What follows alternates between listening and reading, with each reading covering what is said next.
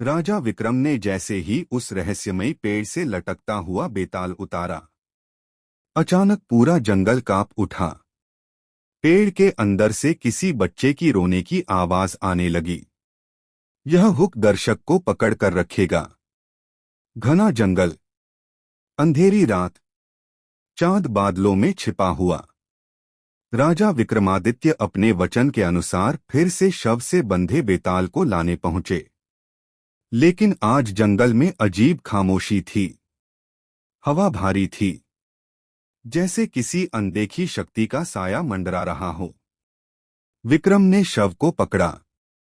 उसी वक्त जंगल के बीच स्थित एक पुराना पेड़ अचानक कांपने लगा और पेड़ के अंदर से आवाज आई, मेरी मदद करो, कोई मुझे बचाओ।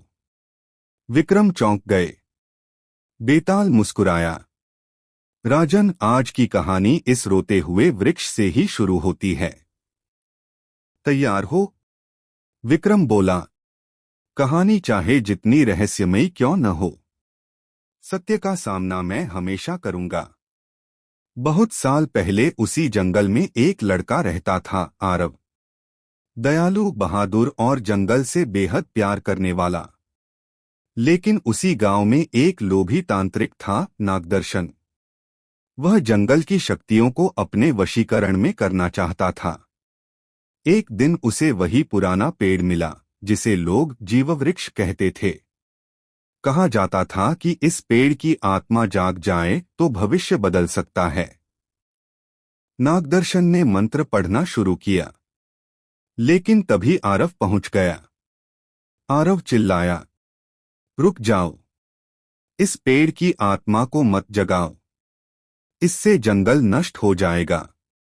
नागदर्शन बोला, मुझे शक्ति चाहिए। इस जंगल का क्या होता है उससे मुझे कोई फर्क नहीं। वह मंत्र पढ़ता गया और जीववृक्ष जाग गया। पेड़ की आत्मा ने क्रोध में नागदर्शन को पत्थर बना दिया, लेकिन गलती से आरव की आत्मा भी उसी पेड़ में कैद हो गई। तब से पेड़ रात में रोता था। कहानी सुनने के बाद विक्रम बोला, आरव की आत्मा को मुक्त करने का तरीका क्या था? बेताल शरारत से बोला, यही तो पहेली है, राजन। पेड़ की आत्मा केवल उसी व्यक्ति के सामने सच्चाई बोलती है जो निस्वार्थ भाव से किसी और की रक्षा करे। और आज रात वह अवसर तुम्हारे सामने है।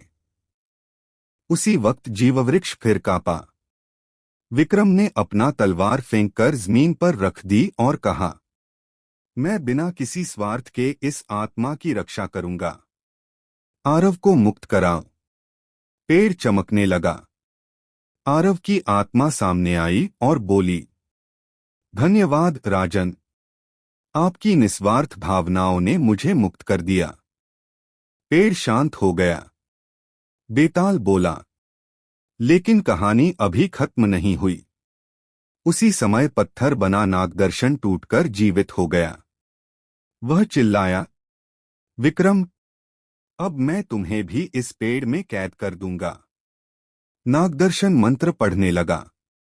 बेताल हवा में उठा, राजन, यह अंतिम परीक्षा है, जल्दी सोचो। विक्रम चिल्लाया, आरव, तू जंगल का रक्षक है, इस दुष्ट को रोक।